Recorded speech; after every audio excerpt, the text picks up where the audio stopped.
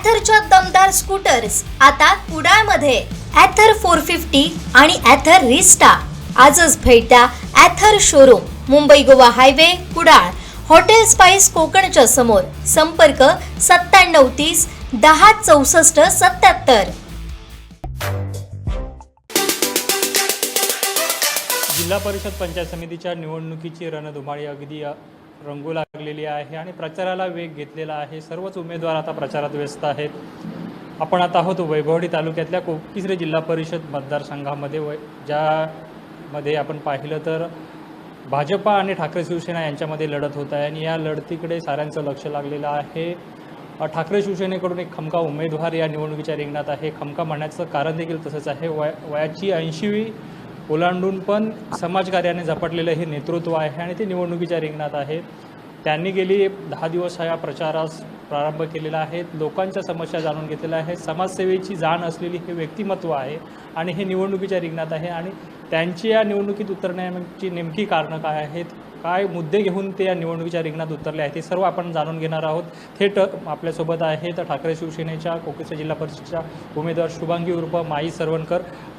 माई, प्रथमतः आपलं कोकण सात लाईव्हमध्ये खूप खूप स्वागत आहे. तुम्ही या निवडणुकीच्या रिंगणात उतरलात. एक नव चैतन्य ठाकरे शिवसेनेच्या कार्यकर्त्यांमध्ये संचारलं की वयाची 80वी पार करून सुद्धा माई स्वतः या निवडणुकीच्या रिंगणात उतरल्यात. का, यामागची कारणं काय आहेत आणि का वाटलंय निवडणुकीच्या रिंगणात उतरावं? प्रथम तर माझ्या वयाचा प्रत्येकजण इश्यू करतं. खरं म्हणजे मला लहानपणापासून आवड आहे राजकारणाची आणि इथे तुम्हाला अनुभव आलेलाच असेल. असं असताना मग आत्ता पण मला जर संधी मिळाली, उद्धव बाळासाहेब ठाकरे गटाने मला आणि शिवसेनेने संधी दिलेली आहे, त्याचा मी उपयोग करते. माईंची समाजकार्याची ओळख काही वैभवडीकरांना करून देण्याची ओळख म्हणजे गरजच नाही. आता त्याच माई निवडणुकीच्या रिंगणात आहेत. माई, कसा राजकीय प्रवास तुमचा घडला? आता ह्या राजकारणाच्या एका वेगळ्या टप्प्यावर तुम्ही आलात. काय सांगाल तुमच्या जीवन प्रवासाचं? खरं म्हणजे मी मुंबईमध्ये शिक्षण घेतलं, मुंबईमध्येच राहिले. 30 वर्ष 40 वर्ष सर्व्हिस केली आणि त्याच्यानंतर गावची ओढ, समाज कार्याची ओढ असल्यामुळे मी माझ्या 48व्या वर्षी VRS घेतली, स्वेच्छानिवृत्ती घेतली आणि गावी आले.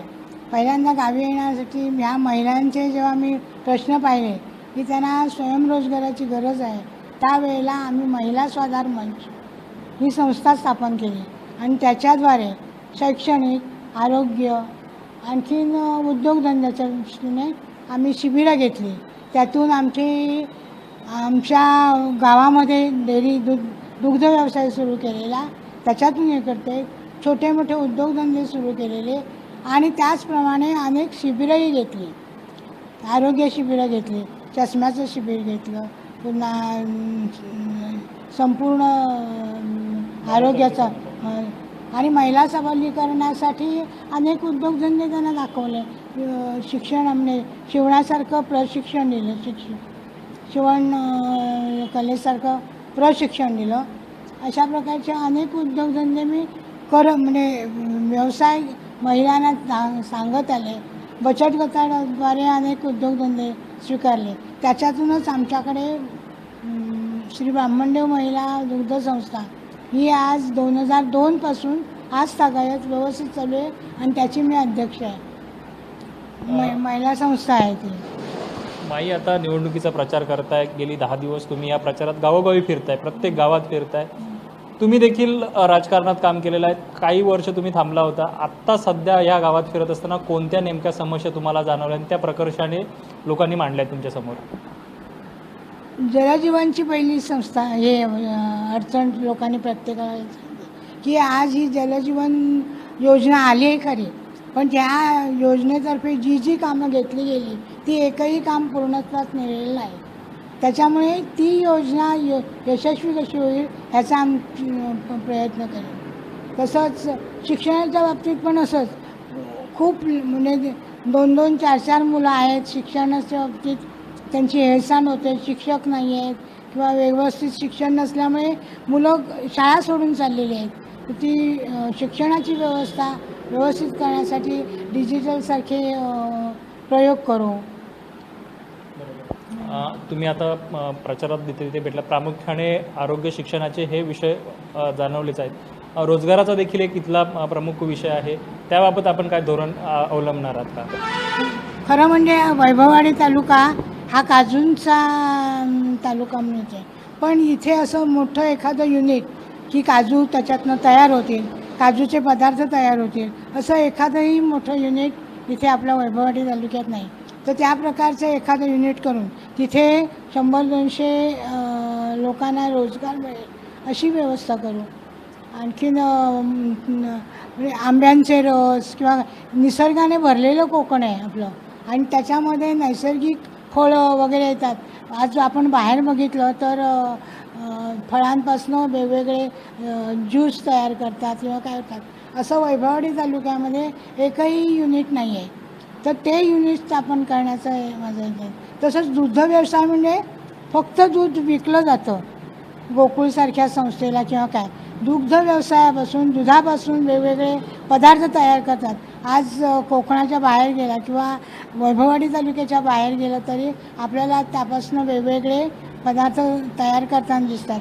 ते पदार्थ आम्ही लोकांना तयार करायला शिकवू आणि रोजगार म्हणण्यापेक्षा त्यांच्या हाताला काम मिळेल आणि त्याच्यातून त्यांना पैसा मिळेल किंवा रोजगार मिळेल. आता तुमच्या मतदारसंघाचा जर आपण विचार केला तर अगदी तरळेपासून इकडे गगनबावड्याच्या टोकाला लागलेला हा कोकिसरे जिल्हा परिषद मतदारसंघ, तुम्ही देखील या मतदारसंघाचा अभ्यास केला असेल.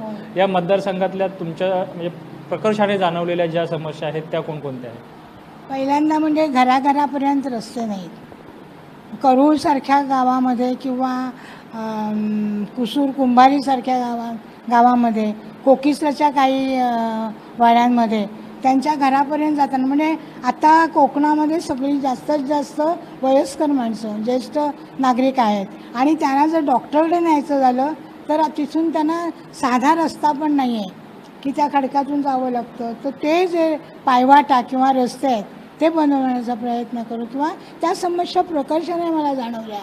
कारण एक तर आरोग्य, दुसरं प्रकार म्हणजे आरोग्य केंद्र जिथे जिथे आहेत तिथे आपण गेल्यानंतर एकही वैभववाडी, आता जे मोठं हॉस्पिटल आहे तिथे कुठलंही औषध उपलब्ध नाही, त्याच्यासाठी ते लगेच कणकवलीला पाठवतात.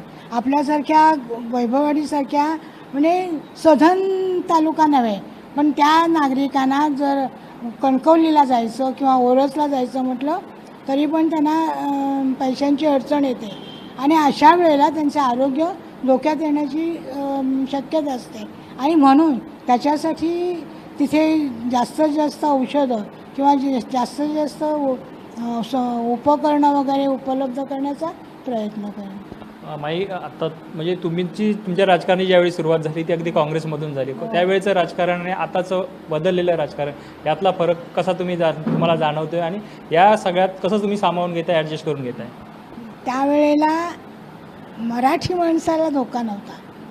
म्हणजे मी जेव्हा काँग्रेसमधनं लढवले त्यावेळेला आम्ही सर्वजण सारखे होते. जाती धर्माचा कुठलाही प्रश्न येत नव्हता.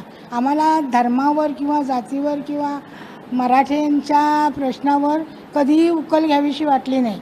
पण आता असं झालं आहे की मुंबईसारख्या शहरामध्ये मराठी म्हणजे 105 हुतात्मे देऊन महाराष्ट्राने आपल्याला मुंबई दिली, पण त्या मुंबईत मराठी माणसाला स्थान नाही आहे. आणि अशा वेळेला आमची शिवसेना जिवंत असणं, आमच्या शिवसेने त्याच्यासाठी काहीतरी करणं हे आम्हाला हिरारीने वाटतं. आणि म्हणून आम्ही हिरारीने, आम्ही सगळे जे जोमाने उभे राहिलेले आहेत ते मराठी माणसाच्या हितासाठी, मराठी माणसाच्या न्याय्य हक्कासाठी उभे राहिलेले आहेत. माई पंचायत समितीमध्ये देखील होत्या, त्यांनी पंचायत समितीच्या कारभाराचा अनुभव घेतला आहे. आता जिल्हा परिषदेसाठी निवडणुकीच्या रिंगणात आहेत. पंचायत समितीचा जो कारभाराचा अनुभव आहे तो या निवडणुकीत किंवा पुढील तुमच्या भव्य आयुष्यासाठी किंवा पुढील वाटचालीसाठी तो उपयोगी पडणार आहे का? आणि पंचायत समितीत केलेली जी विविध विकास कामं होती ती कोणती होती आणि त्याचा काय फायदा होईल? नाही, पंचायत समितीमध्ये पहिलं म्हणजे आम्हाला जो निधी मिळायचा त्या निधीचा माझ्या वेळेला पुरेपूर उपयोग झाला आहे. इव्हन जे लोकांना माहीत नव्हते असे निधीसुद्धा उपयोगात आणलेले आहेत. कारण शिक्षणाचा निधी, स्कॉलरशिप, मुलांची परीक्षा घेणं किंवा मुलांना अनेक वस्तू देणं, आणखीन त्यांच्या स्पर्धा घेणं, ह्यासारख्या तुम्हाला माहीतच असेल की त्यावेळेला मी नुसत्या रस्ते बांधणं किंवा काय अशाच याच्यामध्ये नसते, तर विविध कार्याने वैभववाडीचा कसा विकास होईल त्यासाठी प्रयत्न केले. माझं लक्ष तेव्हा शिक्षणाकडे होतं, कारण शिक्षणात त्या मुलांना स्कॉलरशिपला बसवण्यासाठी मी 3 सराव परीक्षा घ्यायला लावल्या आणि शिक्षकांना पण आम्ही तसंच मार्गदर्शन केले. शिक्षक तुम्हाला आजही सांगतील तेव्हाचे की माई त्यावेळेला शिक्षणाकडे केवढा लक्ष देत होत्या. आता निवडणुकीच्या रिंगणात आहात, काय विकासाचं विजन डोळ्यासमोर ठेवलं आहे उद्या निवडून आल्याच्या नंतर या मतदारसंघासाठी? मी आधी प्रथम महिला आहे, म्हणजे त्यावेळेला मी महिलांचा जास्त विचार केला. आज महिलांनासुद्धा उद्योगधंदे नाही आहेत. महिलांचे बचत गट काही वस्तू निर्माण करतात पण त्यांना मार्केट मिळत नाही. ते मार्केट मिळवण्याचा किंवा त्यांना बाजारपेठ मिळवण्याचा प्रयत्न करू.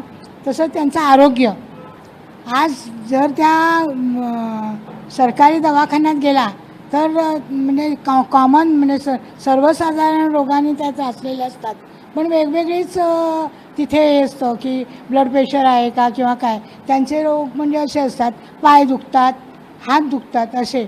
मग अशा म्हणजे याच्या व्याधींसाठी जास्तीत जास्त औषधं किंवा मेडिकल उत्पन्न करण्याचा तिथे ठेवण्याचा प्रयत्न करेन. म्हणजे महिलांच्या प्रगतीसाठी प्रयत्न करेन. तसेच गावागावातून मी फिरलो तेव्हा आत्ताच मी सांगितलं की घराघरापर्यंत पायवाटंसुद्धा नाही आहेत, की ज्या ज्येष्ठांना हॉस्पिटलपर्यंत यावं लागतं किंवा ज्येष्ठांना बाजारात यावं लागतं, त्यासाठी त्यांना गाडीने किंवा कुठलं तरी वाहन असेल तर तिथपर्यंत वाहन येत नाही आणि त्यामुळे त्या लोकांची गैरसोय होते. मग ते आम्ही पहिल्यांदा लक्ष देऊ की वाडीपर्यंत गावागावापर्यंत पाऊलवाटा, पायवाटा किंवा साधे खडीकरण केलेले रस्ते असे तरी व्हायला पाहिजे. आरोग्याच्या दृष्टीने पण तुम्हाला सांगितलं की आरोग्याच्या दृष्टीने आज सरकारी दवाखान्यातनं कुठलंही एखादं औषध उपलब्ध होत नाही. त्यासाठी ते सांगतात की तुम्ही प्रायव्हेटमध्ये जा किंवा कणकवलीला जा. तर तिथं प्रयत्न करू आम्ही की इथल्या हॉस्पिटलमध्ये किंवा इथल्या प्राथमिक केंद्रामध्ये औषधं किंवा हे उपलब्ध करून देण्याचा म्हणजे प्रयत्न करू. आमचा आता कितीही आम्ही म्हटलं तरी आमचा विरोधी पक्ष आहे आणि त्याच्यासाठी आम्हाला ओरडणं किंवा आम्ही अग्रेसिव्ह होणं गरजेचं आहे आणि म्हणून ते अग्रेसिव्ह होऊन तो मिळवण्याचा प्रयत्न करू. तुम्ही म्हटलं की विरोधी पक्षाचा उल्लेख केला. विरोधी पक्ष भाजप आहे आणि तो भाजपचं संघटन बघितलं तर ते बलाढ्य आहे. अशा भाजपला तुम्ही निवडणुकीला कसं तोंड देणार किंवा सामोरे जाणार आहात? आम्ही लढताना समोरचा माणूस कसा आहे तो बघतच नाही. आम्हाला फक्त लढायचं आहे एवढंच आम्ही बघतो आणि म्हणून आज आम्ही आमच्या जोरामध्ये हिमतीने खाली शिवसैनिक उतरलेले आहेत. हे माझंच नाही आहे, तर प्रत्येक शिवसैनिकाच्या मनातलं वाक्य आहे की समोरचा पक्ष कसा आहे हे किंवा समोरचा विरोधक कसा आहे हे बघायचं नाही, आम्ही लढायचं. हे आम्हाला शिवाजी महाराजांनी शिकवलं आहे की समोरची शत्रू कसा आहे हे बघायचं नाही, मला लढायचं आहे, मला जिंकायचं आहे, हेच ध्येय डोळ्यासमोर धरून आम्ही तो प्रयत्न केलेला आहे. विजयाच्या खात्रीबाबत काय विश्वास आहे की कितीच्या मताधिक्याने तुमचा विजय होईल? काय असेल विजयाचं तुमचं गणित? जो लढतो तो विजयासाठीच लढतो की नाही, आणि मग त्याच्यासाठी आम्ही प्रत्येकजण विजयाच्या अपेक्षेनेच लढतो. आता आणि किती ताकदीने आम्हाला विजय मिळेल हे लोकांनी ठरवायचं आहे. जनतेने जर आम्हाला कौल दिला आम्ही बलाढ्य शक्तीने निवडून येऊ. माई शेवटचं आहे की मतदारांना काय आव्हान कराल, काय सांगाल? समोर बलाढ्य आहे, तुम्ही एका मोठ्या ताकदीने मोठ्या उमेदीने त्याला तोंड देत आहे, तर या सर्व मतदारांना तुमच्या काय आव्हान कराल? आधी भ्रष्ट राजकारण म्हणून आम्ही पहिल्यांदाच म्हटलेलं आहे. भ्रष्ट राजकारण म्हणजे आम्ही असं म्हणत नाहीत की ते भ्रष्ट आहेत किंवा ते हे नाहीत, पण आज तुम्ही प्रत्येक ठिकाणी बघितलात तर विरोधी पक्ष किंवा विरोधी लोकांना ते चेपायला चाललेले आहेत, ते बसवायला चालले. आज मुंबईचं राजकारण बघितलं तरीसुद्धा असं की मराठी माणसाचं अस्तित्व नष्ट करण्याच्या मार्गावर आहे. ते आम्हाला नको आहे आणि त्याच्यासाठी आम्ही ते प्रयत्न करणार की मराठी माणसासाठी त्यांच्या न्याय हक्कासाठी आम्ही लढणार आहोत. मतदारांना काय आव्हान कराल या निवडणुकीत? आता आम्ही त्याच्यासाठी लढणार आहोत म्हटल्यानंतर महाराष्ट्रातला माणूस हा मराठी आहे आणि तो आमच्या अस्मितेसाठी, त्याच्या स्वतःच्या अस्मितेसाठी आम्हाला लढवून विजयी करून देईल अशी आम्हाला आशा आहे. नक्कीच धन्यवाद. कोकण सात लाईव्हशी बोलल्याबद्दल. ह्या होत्या शुभांगी उर्फ माई सरवणकर. त्या म्हणाल्या की मराठी माणसाच्या अस्तित्वासाठी आम्ही लढा देत होतो आणि ती मराठी माणसं किंवा येथील जनता आहे ती स्वतःची अस्मिता राखण्यासाठी नक्कीच आम्हाला भरभरून मत देईल आणि ते मताधिक्य असेल ते येणाऱ्या निवडणुकीत दिसणार आहे. आणि आपण जी निवडणूक लढतोय ती विकासाच्या मुद्द्यावरती लढणार आहोत. या कोकिसरे जिल्हा परिषद मतदारसंघातील वाडे वस्त्यांवरती जो विकास रखडलेला आहे, पायवाटा, रस्ते, आरोग्य, शिक्षण या मूलभूत विषयांवरतीच आपण ही निवडणूक लढत आहोत आणि हे मुद्दे घेऊनच ही निवडणूक लढवली गेली असल्याने येथील जी जनता आहे, इथली मतदार आहे ते आपल्या पाठीशी राहतील आणि मोठ्या मताधिक्याने आपल्याला विजयी करतील असा विश्वास जो आहे तो माई सरवणकर यांनी व्यक्त केलेला आहे. कॅमेरामॅन साहिल बागवेसह श्रीधर साळुंखे, कोकण सात लाईव्ह, वैभववाडी.